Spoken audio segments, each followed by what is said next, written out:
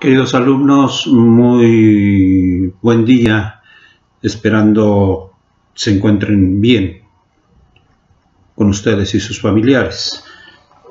Esta es la última entrega que vamos a tener por medio de esta forma en que nos hemos venido comunicando. Y uno de los aspectos muy importantes exactamente tiene que ver con todo lo que hemos visto a partir de la bioética, los últimos temas de los cuales hemos hablado. Analizar cómo la ética se manifiesta, se trabaja en tiempos de la pandemia. Esta pandemia que nos ha tocado vivir. Estamos de acuerdo que cada sociedad se dota de una moral, de un conjunto de valores que definen lo que la gente cree que está bien y lo que cree que está mal. Esta modalidad se refleja en las conductas que se aceptan y en las que se rechazan en esa sociedad o en las sociedades. Y finalmente todo ello se plasma en unas leyes que definen lo que se puede y lo que no se puede hacer. Estas están sintetizadas en un código penal que determina las consecuencias que deberá afrontar quien infrinja esas normas. Sin embargo, con frecuencia aparecen conflictos que hay que resolver. Cuando confrontamos dos hechos, dos procesos que están bien, pues los dos en un momento determinado tratan de seleccionarse. Más de una ocasión en las clases que hemos tenido de manera presencial, frente a grupo, me han escuchado decir esto, que el proceder ético tiene que ver con seleccionar de dos cosas buenas la mejor. Y ambos aspectos son buenos en sí mismos, es decir, a veces hay dos posturas, dos propuestas, pero estas pueden entrar en conflicto. Y entonces debemos de resolver este problema y seleccionar alguno de ellos. Exactamente estos dilemas es lo que resuelve la ética.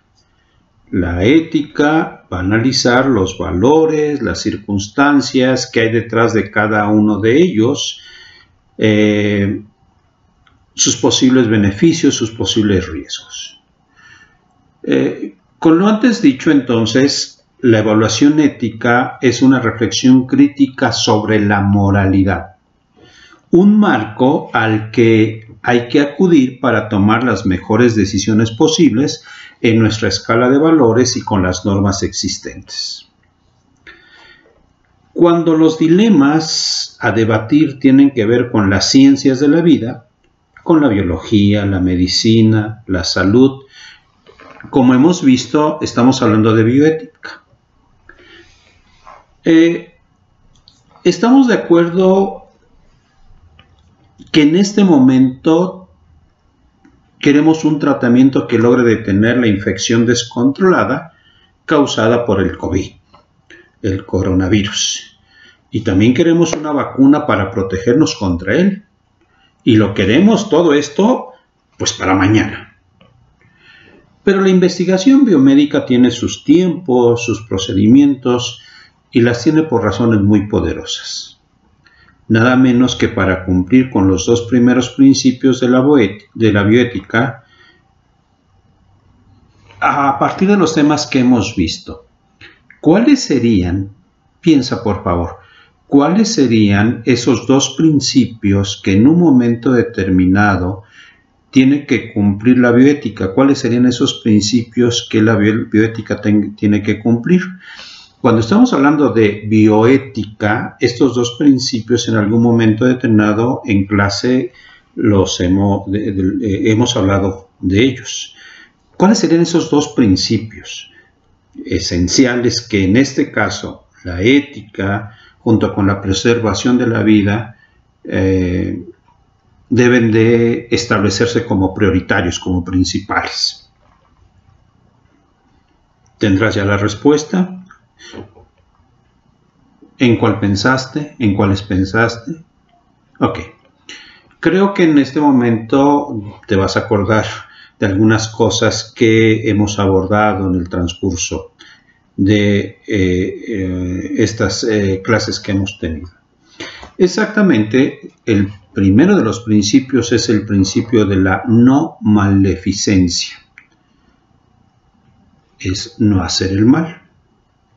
Y por lo tanto, se aplica el principio de la beneficencia, hacer el bien.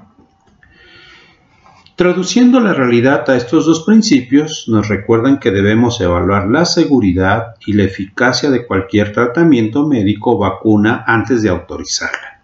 Es decir, hay gente que dice, ¿por qué no se genera ya una vacuna? ¿Por qué no hay una cura?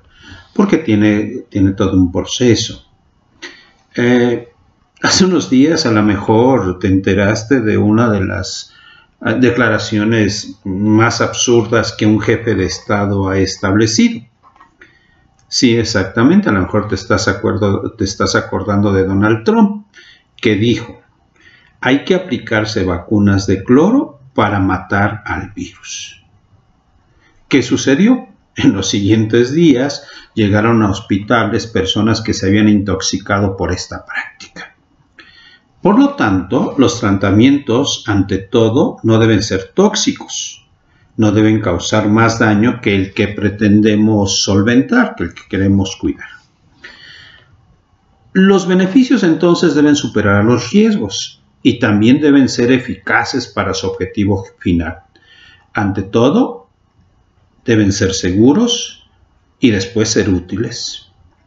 Y este beneficio o este bien que pensamos que debe producir en el paciente deberá tener en cuenta también su parecer, su autonomía personal, es decir, al fin la persona es la que determina. Por lo tanto, se genera un tercer principio de la bioética, el principio de la autonomía. El ser humano, a través de su libertad, genera la probabilidad de ante un tratamiento, aplicárselo o no. Por lo tanto, ¿qué obliga a respetar la libertad de decisión de cualquier paciente sobre cualquier intervención que le afecte? Esto se da a través de la obtención del llamado consentimiento informado. Si algo nos queda claro es que hoy en día hay demasiada información, mucha de ellas llega a ser sesgada, por no decir falsa. Las redes sociales nos inundan en un momento determinado de miedos y de cosas que no están sucediendo. Algunas son ciertas, definitivamente, determinadamente. Entonces, la carrera para obtener la vacuna contra el coronavirus o SARS-CoV-2, además del evidente mérito científico y valor social que podría aportar la solución terapéutica al mundo, pues exactamente todos lo estamos esperando. Entonces, todo esto tiene derivaciones económicas, del cual surge entonces un cuarto y un último principio de la bioética, el principio de justicia. Entonces, 4 son los elementos importantes de los que hemos hablado y que la bioética en cierta forma nos establece. 1. La no maleficencia, no hacer el mal. El de beneficencia, hacer el bien. El tercero de los elementos, la cuestión de la autonomía y el principio de la justicia. Este último principio, el de la justicia, frecuentemente se olvida, ya que en algún momento determinado se exige el acceso a cualquier tratamiento que sea equitativo para aplicarlo a cualquier persona, sin restricciones, ni limitaciones, ni discriminaciones de ningún tipo. Desgraciadamente llega a suceder que en cierta forma, pues las personas que carecen de recursos a veces no tienen acceso a las medicinas, a los medicamentos. Aquí también hay que entender que las empresas que desarrollen estas terapias o vacunas, lógicamente van a querer recuperar legítimamente la inversión que realizaron y, lógico, obtener un beneficio correspondiente. Y entonces es posible que el precio de venta que se fije no pueda ser asumido por todos los sistemas de salud, por todos los países del mundo, o directamente por las personas individualmente. En este caso, en el caso concreto de nuestro país, las pruebas para detectar si una persona está infectada de COVID, pues van desde los 1,500 hasta los 10,000 pesos. Una persona que gana el salario mínimo no podría acceder a un estudio de ese tipo. Incluso también en algunos hospitales, un día de una persona que está enferma de COVID, el que esté un día en un hospital privado, aproximadamente los costos van de los 20,000 a los 60,000 pesos diarios. Es lógico que habrá personas que no pueden de ninguna manera poder pagar ese tratamiento. La mayoría de ellos tiene que recurrir a las instancias sociales, al Seguro Social, a Salubridad y a otros espacios que el gobierno ha establecido. Entonces, ante esta situación nos enfrentaríamos a lo que se determina como un dilema ético muy importante. 1. La legitimidad de vender y obtener un beneficio por la vacuna frente a la obligación de que la vacuna pueda llegar a todo el mundo que la necesite. Es un dilema que en un momento determinado tendremos que resolver. Naturalmente hay muchos aspectos éticos a considerar en la crisis actual del coronavirus, que afectan a personas, a pacientes, a las cuales ya se les ha diagnosticado y que en un momento determinado deben recibir un tratamiento. Y ahí viene la parte importante, a quién sí se le aplica el tratamiento y a quién no. A quién se le da el acceso a las unidades de cuidados intensivos, que por cierto son limitadas en número. El número creciente de pacientes que la necesitan en un momento determinado tiende a exponencialmente a establecer que los servicios que las personas necesitan en algún momento determinado no lleguen a cubrir a la gran cantidad de infectados.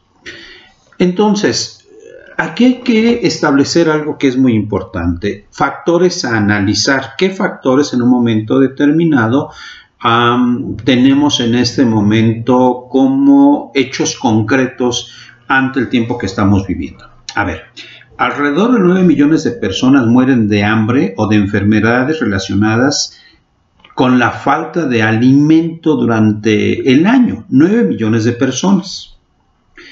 Actualmente, ante el riesgo de que mueran cientos de miles de personas a causa del COVID-19, hay una situación muy importante. La economía de los países se detuvo. Es lógico que esto ha implicado un incremento importante en la pobreza, que en algún momento determinado ya se venía, esa pobreza ya iba a la baja, en algunos países, inclusive en nuestro país. Entonces, la pregunta desde la ética sería, ¿es ético intercambiar muertes por hambre que produce la pandemia?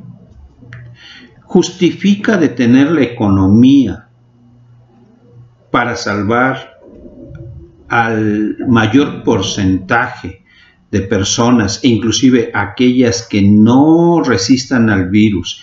Y eso implicaría poner en riesgo a millones, agravando su situación de pobreza.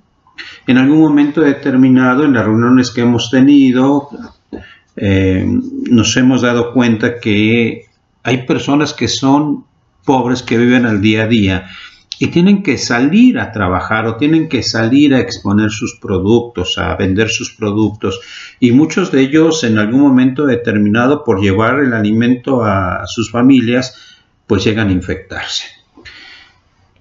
Y también la población de mayor riesgo, hemos visto, en su momento es la de la tercera edad. Se decía que nada más era la tercera edad. En principio se establecía, los jóvenes pueden asumir el riesgo de ser contagiados y regresar a la normalidad, aun cuando esto signifique incrementar el riesgo para los adultos. La pregunta obligada sería, ¿qué tanto esto es ético? Y aquí les doy un dato. Hace unos días también en Estados Unidos, el vicegobernador de Estados Unidos, Dan Patrick, tomó su Twitter en estas modas que tenemos de comunicación y lo cito textualmente: los abuelos en Estados Unidos estarían dispuestos a morir por salvar la economía de sus nietos. ¿Esto es ético?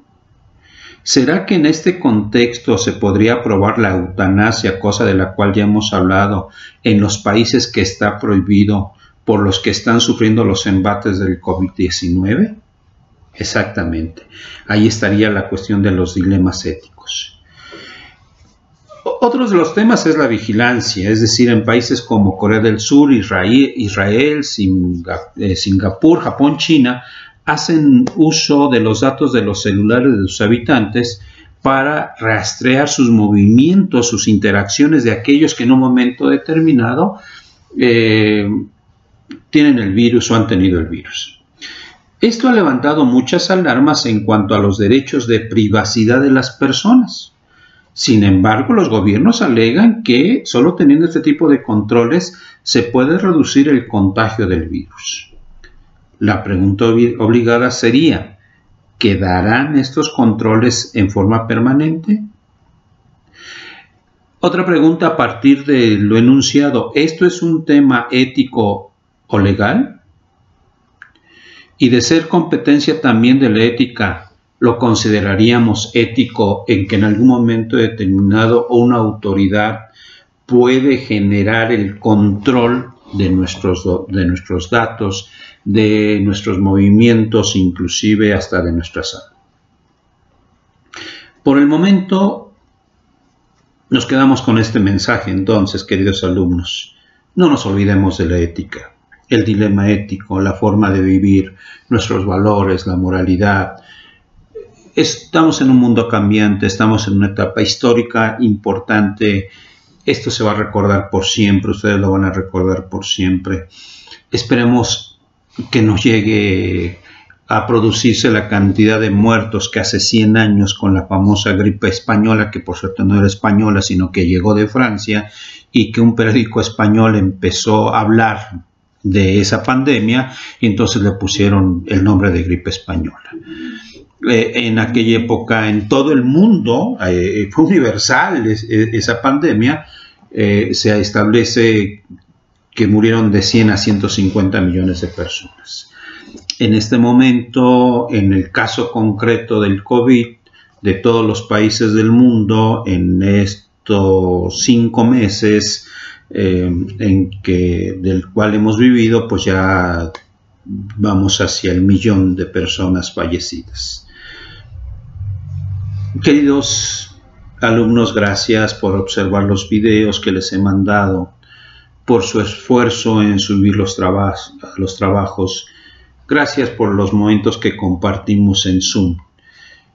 Dios nos dé la dicha de volvernos a ver, esperando que más adelante podamos vernos en el Instituto Oriente, que es nuestra casa, nuestra segunda casa, el lugar en donde disfrutamos, reímos, nos angustiamos, pero lo más importante de todo, estamos alrededor de los que nos quieren y de los que queremos. Un saludo a ustedes, a su familia, y el mundo tiene que continuar.